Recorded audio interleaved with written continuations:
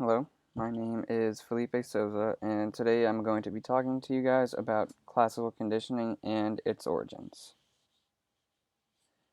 Early beginnings and explanation. Classical conditioning, as psychologists know, is defined as a process of learning associations between different stimuli. Mr. Ivan Pavlov, who lived between 1849 and 1936, was a Russian physiologist that discovered classical conditioning itself, and he went on to win a Nobel Prize for his works. Funny enough, he discovered one of the most important concepts in all of psychology by accident, which is absolutely crazy. The discovery.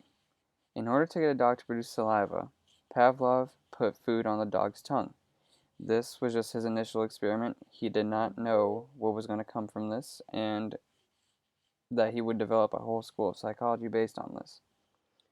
He then realized something. The dog would salivate even before he presented him with the food.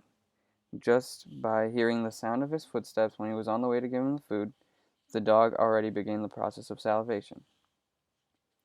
Even though salivating is a reflex, which is a largely involuntary automatic response to a stimulus, Pavlov was extremely intrigued by this phenomenon and wanted to know more. The unconditioned stimulus and unconditioned response. Classical conditioning almost always involves some kind of reflexive behavior.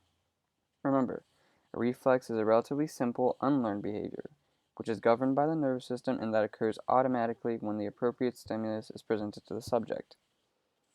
Pavlov created the concept of unconditioned stimulus, which is the natural stimuli that reflexively produces a response, and the unconditioned response, which is the unlearned, reflexive response to the stimulus presented to the subject.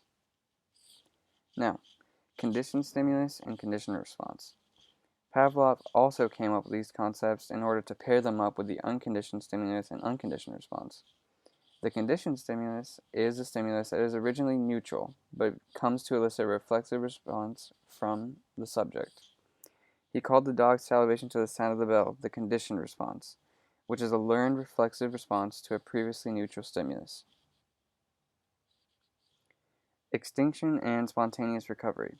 The process of decline and loss of a response is called extinction. The reappearance of a previously extinguished conditioned response is called the spontaneous recovery.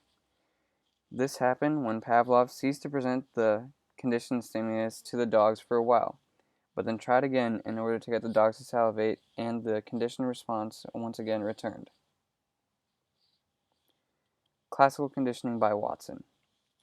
Drawing on the Pavlovian concept of classical conditioning, the founder of behaviorism, John Watson, performed his own experiment, the little Albert experiment.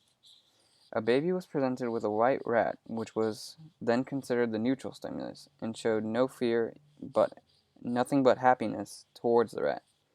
He was also presented with a hammer hitting the metal pole, which is the unconditioned stimulus, and cried. His crying was the unconditioned response to the hitting of the metal pole. After a few times of presenting him with the rat and with the noise made by the metal pole, both stimuli were then presented together, and the baby was classically conditioned to cry whenever the rat was presented to him, just by association.